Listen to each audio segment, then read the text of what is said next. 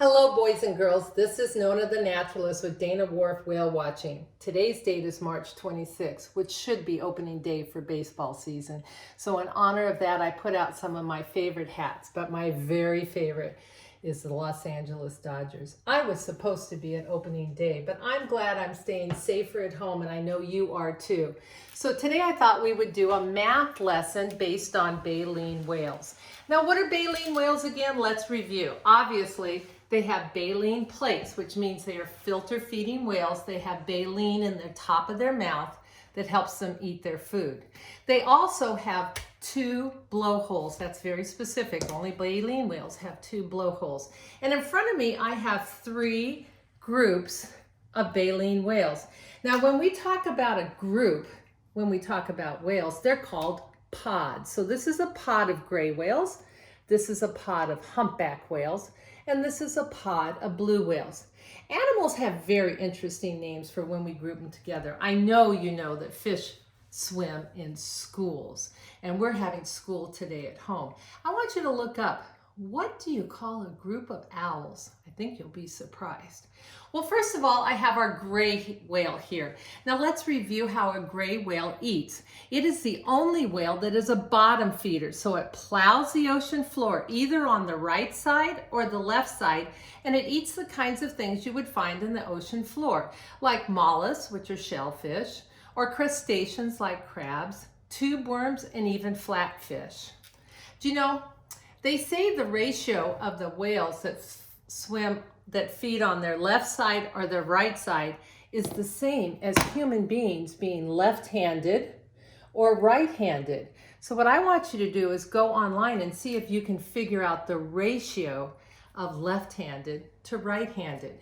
Next, I have my pod of humpback whales. Humpback whales are really wonderful whales. They're rorqual whales. They can expand the skin under their mouth here so they can take in large amounts of water and feed on animals like krill and fish. Some humpbacks have a very unique way of feeding. They can make a net out of bubbles. One humpback will go down to the bottom and start releasing bubbles and swim up in an S shape. And by the time it gets to the top, it's made a complete net of bubbles. Then the other humpbacks will join in and they will lunge feed and eat the fish caught in the bubble net. Our third group of whales are the blue whales here. And blue whales are the largest animals that have ever lived on Earth. They're called blue whales because the water looks so beautiful and turquoise in color. And they eat the tiniest little animal called krill. So now let's see if we can make a bar graph. Remember that bar graphs help us visually communicate information. And when we make a bar graph, we are looking to compare between different groups. So I went to my favorite website called Create a Graph, and we're going to choose to make a bar graph. And here's how easy it is. All graphs have to have a title, and we're going to title this Baleen Whales. We also have to title the x-axis and the y-axis. The x-axis is going to be the types of gray whales. And our y-axis is going to be the number of gray whales that we have. Now, our first one, whales we have. Our first group is our gray whale, and I have two gray whales. So I'm going to type gray.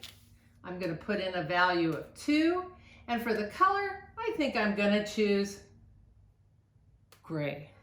Next, we're going to put in our humpback whales. Humpback whales, I have a big pot. 1, 2, 3, 4, 5 humpback whales. And humpback whales are usually black, so I'm going to choose black. Lastly, I have over here 4 blue whales. So I'll type in blue, choose 4, and I think we'll make them blue. Now there's a lot of other things I could do, but I can go down here right now and create a graph. Ta-da! There is a bar graph visually representing the number of gray whales I had on my kitchen counter. I want you to go through your house today, and maybe you can find a group of stuffed animals or other things in your house. Maybe it's just the knives and forks and spoons. See if you can make a bar graph at your house. Have a great day, boys and girls. Bye-bye.